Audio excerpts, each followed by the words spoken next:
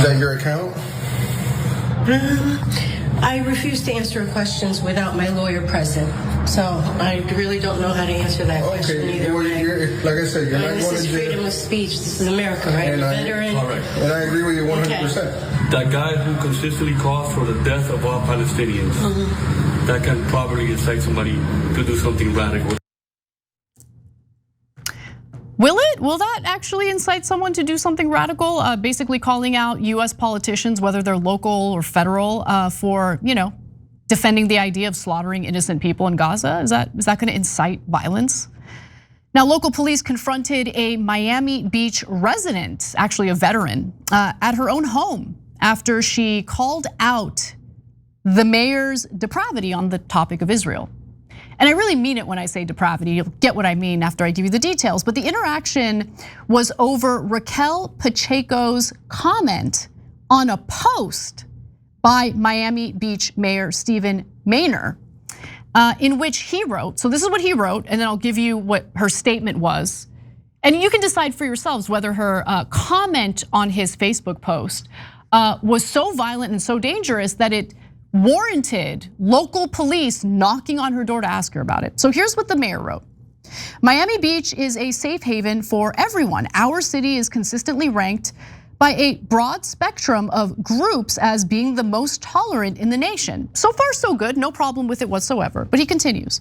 By contrast, certain places like New York City are intentionally removing protections against select groups, including promoting boycotts of Israel/Jewish businesses. Let's pause right there. We are not forced to patronize any establishment, any business in this country. So if I decide, this business is run by Zionists who don't see the humanity of the Palestinian people and think that they deserve to be slaughtered, I'm not gonna go to their restaurant or their business. I'm not going to spend my money to help them in any way, shape, or form. And that is my right as an American. That has nothing to do with discriminating against people based on the color of their skin or any immutable traits. It has everything to do with the fact that I don't agree with their ideology. I find it immoral. I find it disgusting. So why would I spend my hard-earned dollars supporting a business that's run by a person who doesn't value human lives and thinks that everything our government should do is to benefit the foreign country of Israel? Like what? Anyway, but let me continue. Discrimination and hate against Jewish people never ends with the Jewish people. We will always stand firm against any discrimination. Now, I don't really remember him, making a big stink about other regulatory protections for other groups of people. But when it comes to Jewish people, he wants protections. I say we should have protections for all people, right? But I don't think that's what's motivating him here. No, hating Jewish people and attacking them, discriminating against them is wrong and should be punished. However, if you are critical of Israel and you choose to, let's say, join the BDS movement, if you are calling for your university to boycott and divest from Israel, that is not the same as being an anti-Semite, someone who hates Jewish people simply because they are Jewish. So in response, Pacheco, who's a former candidate for the Miami Beach City Commission and the Florida State Senate, wrote this. The guy who consistently calls for the death of all Palestinians tried to shut down a theater for showing a movie that hurt his feelings and refuses to stand up for the LGBTQ community in any way, even leaves the room when they vote on related matters. Wants you to know that you're all welcome here with 3 clown emojis. Now, I love her energy. I totally vibe with that statement. But even if you disagree with the statement, it's fine to disagree with her. Did that comment in any way justify local police in knocking on her door and asking her questions as if she had posted some sort of manifesto to carry out a mass shooting? She didn't do anything wrong. There was nothing violent at all in that statement. But here you have Cuban American police, and I think it's important to mention that they're Cuban American. I did confirm that, by the way, knocking on her door to harass her about a comment on the mayor's post that hurt his feelings. The reason why I think it's important to mention that they're Cuban is because I'm very familiar with the Cuban community in South Florida. And one thing they love to talk about is the authoritarian regime in Cuba. They don't give you freedom of speech. You're not allowed to express yourself. But here you have two Cuban American cops knocking on this woman's door to harass her over her political speech. And I get it, cops are just following orders. You could have done something a little different though. Like if I were in their position, I would deliver flowers rather than be a total doofus and dweeb and show her the video, or her own post, and ask her whether that was something she posted, whether she's the person who posted it. So we're gonna get to the rest of the video in just a second. But just to clarify, Maynor has not explicitly called for the death of Palestinians. But Pacheco told the Miami Herald she was alluding to statements that he made at public meetings expressing his support for Israel and its war in Gaza, which means that translates to he supports the mass slaughter of Palestinians in Gaza. It's very simple. Like just put 2 and 2 together, it's not that hard. So her statement in essence is correct. And he also, by the way, did push for restrictions on pro-peace protesters. So essentially in other contexts, he has tried to violate the freedom of expression of Americans because he didn't like what they were expressing. Now, whether you like what she had to say or not, and to be clear, I'm fully on board. Nothing in that comment indicates that she was violent or inciting violence. Nonetheless, it appears the sensitive, very sensitive mayor did send, well, we're suspecting that he's the one who sent law enforcement to her door. And so here's the rest. You don't know if it was you? I'm not gonna answer whether that's me or not.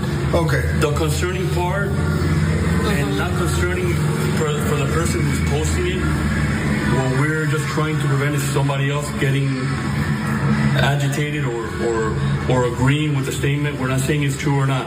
Understood. That guy who consistently calls for the death of all Palestinians, that can probably incite somebody to do something radical. That's all we're here to talk about. And we wanted to get your side. If it was you that posted that, I would think to refrain from posting things like that because that could get something inciting. I appreciate your concern. I appreciate you coming out here. Okay? That's it? That is it. Okay. I'm gonna maintain my amendment rights to not answer the question about whether or not that's right. I hope that's Thank you for your time. understandable. We appreciate it. Thank you Yeah, as have a good well. day, okay? You as well. Thank you. Take care. She handled that really, really well. She handled that perfectly. The cops though, what are you doing? So I reached out to someone with the department who was willing to speak to me on condition of anonymity because I was curious, like who sent them? Like how did this all happen? So there isn't confirmation or clarity on whether the mayor himself sent the Miami cops to this woman's door. But they did tell me that this is the BS that they're making cops go out and do. A complete waste of our time. They can post terrible crap, used a different word, but I can't say it. Something that is synonymous with crap.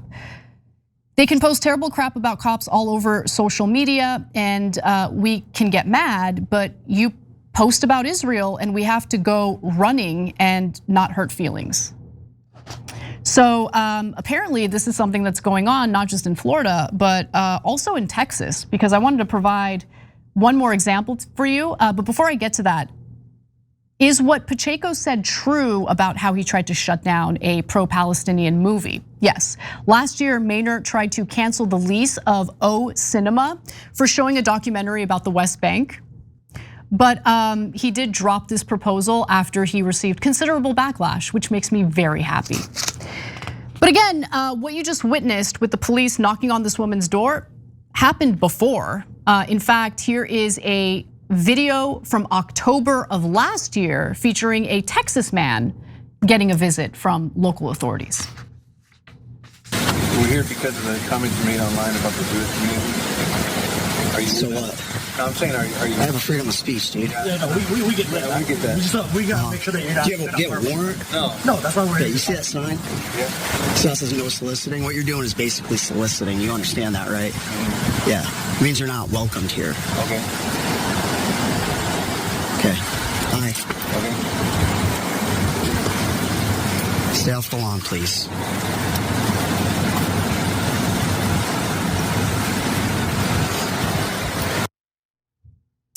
And honestly, I think we're going to see more and more of this. And I think these videos and how the two individuals handled the authorities is a perfect example of what you should do if you find yourself in this terrible situation where your freedom of expression is essentially being violated by our government. But I think this is going to happen more and more. And why do I think that? Well, I mean, look, Zionists tell you exactly what they're doing and how they're going to do it. Jonathan Greenblatt, head of the Anti-Defamation League, is a perfect example. So when they tell you who they are and what they are doing, just believe them. Here's Jonathan Greenblatt, take a look. So last year, in partnership with Gibson Dunn, we created something called the Legal Action Network. We've assembled 50 of the top law firms in the United States to create a pro bono coterie of literally like 50,000 lawyers. And so now when you enter in an incident at ADL, it instantly gets evaluated by our AI systems. Is there a litigation opportunity? And we feed it to the lawyers to evaluate and to find someone to take the case. And we built this using our tech. Again, we have like software engineers at ADL, but we're opening it up. We've opened it up to Brandeis Center, Stand With Us, and to other great groups. So what gives me hope that we can break this paradigm? Number one, innovating and finding new ways to get ahead of the curve. Number two, creating new partnerships like with the top law firms and partnerships with other Jewish groups. So when I say that our government is occupied or our country is occupied, this is what I'm talking about.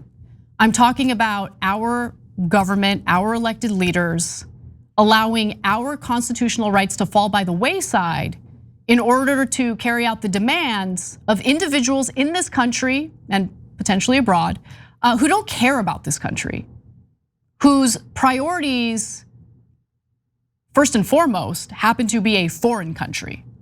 So there is this intention, and it's been carried out already, to conflate criticism of Israel with actual anti-Semitism, and I reject it. They do it in order to shut us down, in order to prevent Americans from speaking their minds about US foreign policy and how detrimental it tends to be as it favors what Israel wants over what the American people want. You can have cops knock on my door if you want. I'm never gonna shut up because I come from a people who were genocided. And no one came to Armenians' rescue. When my paternal great-grandfather was killed by the Turks, forcing my paternal great-grandmother to flee with her child in tow, march through the Syrian desert to Syria for safety, no one came to help her. She managed to survive on her own. So I'll be damned if I'm gonna allow a foreign country to trample on my constitutional rights and prevent me from criticizing them as they carry out atrocities and genocide using American resources and bombs. I'm gonna keep running my mouth. You can call me whatever you want. But I hope the people watching this right now understand that even if you don't care about this issue at all, what the story represents is the deterioration of our rights, the deterioration of what makes America distinct from other countries. We have to protect our freedom of expression, and we can't let foreign interference change that. Every time you ring the bell below, an angel gets his wings. Totally not true, but it does keep you updated on our live shows.